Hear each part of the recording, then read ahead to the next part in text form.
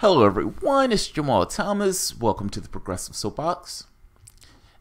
There is a reason I get a kick out of Jeremy Corbyn. I think the guy is fucking awesome. And I say that because he holds his shape. Beyond anything else, he holds his shape. When I said, a long time ago, I said that man is going to be Prime Minister of Britain, and I was laughed at. I was laughed at. They mocked me. No way, get out of here. That guy would never be prime minister. That guy would never be opposition to the leader to the Labour Party. He's leader to Labour.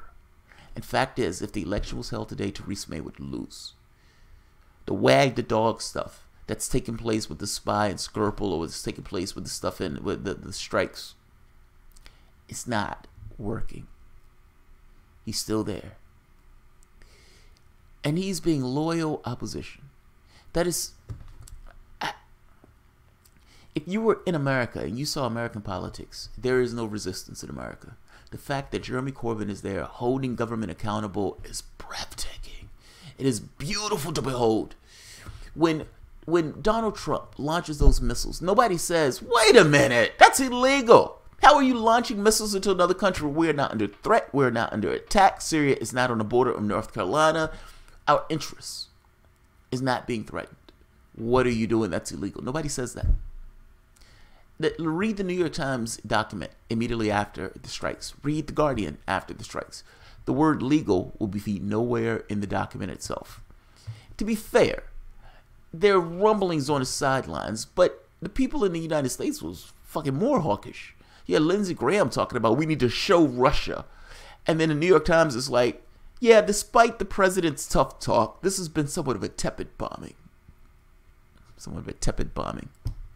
The idea that you have Jeremy Corbyn holding Theresa May accountable for something that was, let's say, she should have at the very least pulled Parliament into that particular choice in the same way that David Cameron pulled Parliament into that choice.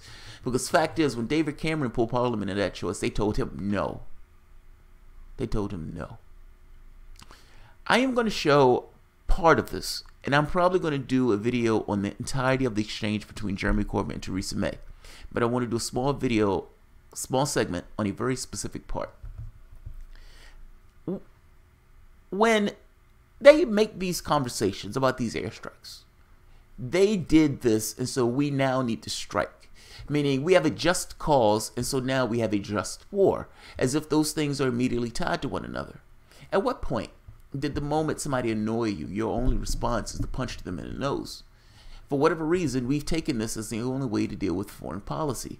This happened, so now we must respond in a way that beats the shit out of the opposition. Are there other ways to deal with the situation? Are there other ways, other than military force, to deal with situations? I would say that answer is yes. Invariably, yes. That's not the way we look at foreign policy, though. I always think that's such a weird thing, and yet that's the way it goes.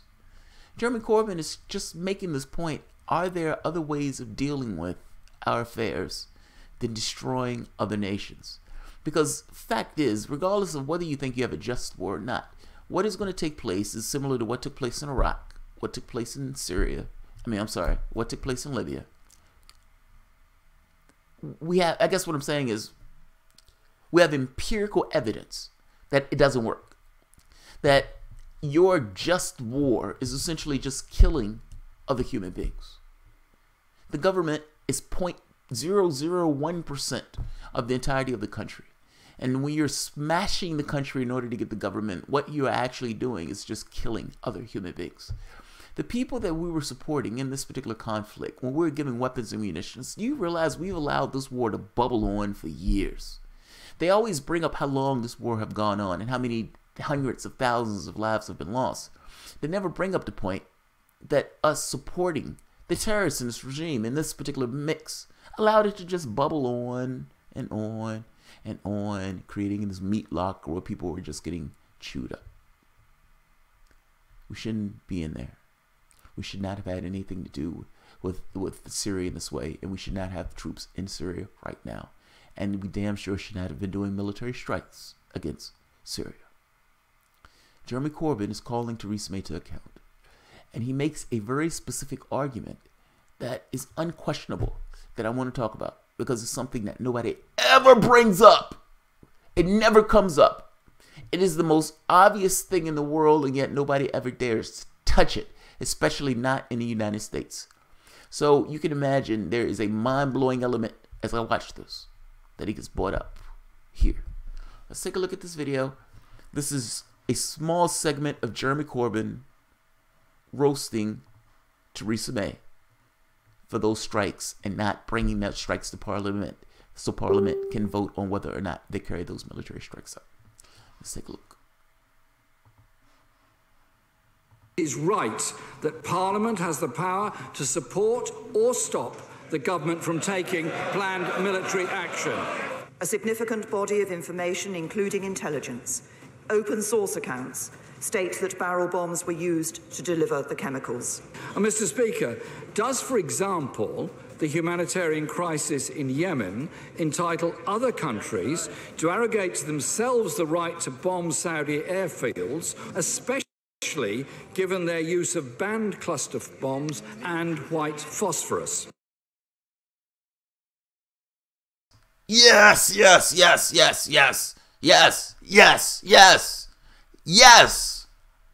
No one asked that question. No one ever asked that question. It is the most obvious question in the world. They are murdering and starving Yemenis. So because they're murdering and starving Yemenis, do we get the opportunity to bomb the shit out of Saudi Arabia? I asked the question, do we get to bomb Israel because they're murdering Palestinians? They're committing war crimes. They killed 30 Palestinians. They have snipers shooting into a crowd of tens of thousands. If you shoot into a crowd of tens of thousands, what do you think is going to take place? You're snipers. You're looking through a scope. You're looking at somebody's head, their knees, their groins, and you're taking shots, and you're taking measured shots, knowing where each and every one of those bullets are going to land. They injured 773 people. They killed and murdered over 30. This is a war crime. They killed, murdered up to 30. I think it was like 29 or 30. This is a war crime. By the International Criminal Court standards, this is a war crime. The ICC has said we're keeping a close eye on what's taking place in Israel because they know goddamn well that it is a war crime. Can we bomb Jerusalem? Can we bomb Jerusalem? Can we bomb Saudi Arabia? The United States is protecting, this is in the UK also, two corrupt regimes, literally one regime holding an open-air slave market and the other regime that is bombing and starving Yemenis. Come on. Do we get to bomb these guys? Can we ride into our horses? Can the UK, France, and America get back on their horse and go riding out and bombing the shit out of those two regimes? We must protect the Palestinians, and goddamn it, we must protect the Yemenis. We care about human life. We gotta do something. We gotta do something. We need to bomb Saudi Arabia. We need to bomb Jerusalem. Based on the modus operandi that we've been told, that we've had to keep world order intact, so we need to bomb Syria. Why is it that it's okay, in order to save Syrians, to bomb those same Syrians, and to save Yemenis or Libyans, it's okay to bomb those same Libyans? Not Saudi Arabia, not Jerusalem. I don't understand. Explain. Explain. It's because our standards are selective.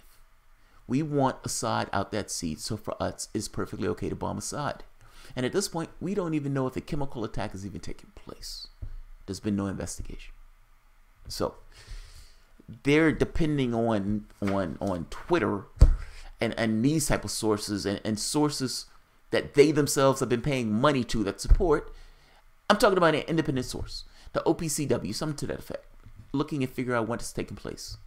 We don't know yet. We don't know yet. Jeremy Corbyn is right. Parliament are the representatives of Britain. It's a representative government. Those people are put there by the people of Britain to represent their interests. If the government itself makes the decision that would be grossly unpopular, meaning Parliament gets a word, should get a say in this, in the same way that Congress, and mind you, I'm talking about from the standpoint of the United States, Congress gets to say so. But the logic of this is, you don't want a president to be able to go gallivanting around the globe. The goal is not to have the president to be a king. The goal is for the president to be held accountable to members of Congress with matters of war. They do this because you don't necessarily want this single individual person making decisions in this process. It's one thing when Congress makes the determination to declare that war, then yes, go and pursue that war as an executive of this country. But no, you yourself alone is not going to be the determining factor on whether we go and bomb and murder someone else. You're not going to drag this country in a war solo. If this country engages itself into a war, if this country engages itself into military acts, it is going to get the approval of Congress because Congress is the representation of the public itself. I would say the same thing should be true for Britain. When the Prime Minister makes the determination to go to war, that Prime Minister should get the approval of the public itself. It should be Britain making that determination for war, not one beleaguered Prime Minister that potentially is trying to wag the dog. Your country assisted with the murdering of 1 million people, jumping onto the United States coattails. It seems like once again, you've made the decision to go and bomb another country. Evidence seems sketchy at best, and yet you've jumped onto the coattails of the United States once again. Jeremy Corbyn is right. Under your logic, we should also be bombing Saudi Arabia, and we should be bombing Israel. And are there other methods? Even if this is exactly what you think it is, are there other methods to dealing with the issue as opposed to just going and bombing this government? You did it once before. Libya, how did that turn out? How did that turn out? And I'm going to end it on this, but they're calling these people moderates. The people who they're assisting, who the United States, the UK have been assisting, they're calling them moderates. They're the moderates. That's propaganda. That's their way of changing the language in order to give you this impression that doesn't really exist in that way. Think of it from the standpoint of if the United States, the Confederate, North and South, the Union, let's say Russia was assisting the South. And Russia, in every language and every word that they talked about, when they talked about the South, the Confederates, who were literally terrorists to the United States, if they said the Free Army of the United States, we're trying to help this government to be free. And these guys, these Confederates, these Free Confederate Army is fighting for freedom. Mind you, they're fighting for slavery. But I'm making this point that it's not that much different. You're talking about moderates. They're calling them moderates, but for all intents and purposes, these people are terrorists. They're trying to take over the government. They're trying to invoke Sharia law on top of the country. I mean, this is fucking madness that they're putting these guys up as if these guys are some kind of moderates, or these, you know, we want a secular government and everything else. It's nonsense. It's nonsense. They want Bashar al-Assad out that seat, and they are not necessarily picky about what takes place after. In the same way, they weren't all that picky about what took place after Libya. Obama said this was a work mistake of my life. Fair enough. Doesn't seem to stop them from trying to do the same thing in Syria. They believe Donald Trump is a maniac, but they're perfectly okay with Donald Trump toppling a government. So I have my suspicions on why they're okay with that. I think they're doing that for political ends. They don't necessarily care about the Syrian people in this regard. Donald Trump says he's going to be conciliatory towards Russia. He's going to get us out of this regime change business, and yet and still they've pushed him into this particular disposition of regime change. It attacks him on this front. U.S. policy has been in one direction, regardless of the presidents. Whether you're talking about Bush, Obama, or in this case Trump. Even when Trump has said he wasn't going to do this, U.S. policy has still gone in this direction. I would say, take a look at the video of Walter, what is his name? He was a military general. He was saying how I can't think of his name. He was a general. He ran for president, actually. Yeah, I can't think of his name. But he ran for president. He was a general. He came back saying that he went, and one of his people who used to work with him told him that they were going to take down 7 governments or 5 governments in 7 years. Essentially, they're going to reshape the Middle East. And regardless of the president who's been in office, regardless of the party that president has been in, they've stuck to that particular policy.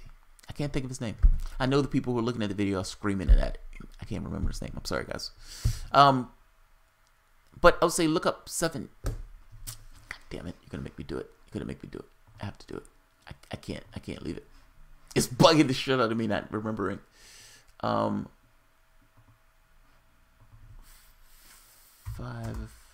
countries in 7 years. That's it. Wesley Clark. Fucking A. It was on the tip of my tongue, but for the life of me, I could not think of his name. But yeah, General Wesley. In fact, I'll play it. Oh, right here. This video hasn't gone too ridiculously long. So let's see. That somehow we could intervene and use. About 10 days after 9/11, I went through the Pentagon and I saw Secretary Rumsfeld and Deputy Secretary Wolfowitz. I went downstairs just to say hello to some of the people on the Joint Staff who had used to work for me. And one of the generals called me and he said, "Sir, you got to come in. You got to come in and talk to me a second." I said, "Well, you're too busy." He said, "No." He says, "We've made the decision. We're going to war with Iraq." This was on or about the 20th of September. I said, "We're going to war with Iraq. Why?" He said, "I don't know." He said, "I guess they don't know what else to do." So I said, "Well, did they find some information connecting Saddam to Al-Qaeda?" He said, No. He says, "There's nothing new that way. They just made the decision to go to war with Iraq." He said, "I guess it's like we don't know what to do about terrorists, but we've got a good military and we can take down governments." And he said, "I guess if the only tool you have is a hammer, every problem has to look like a nail." So I came back to see him a few weeks later, and by that time we were bombing in Afghanistan. I said, "Are we still going to war with Iraq?" And he said, "Oh, it's worse than that." He said, he reached over on his desk, he picked up a piece of paper, and he said, I just got this down from upstairs," meaning the Secretary of Defense's office today, and he said, "This is a memo that describes how we're going to take out 7 countries in 5 years, starting with Iraq and then Syria, Lebanon, Libya, Somalia, Sudan, and finishing off Iran."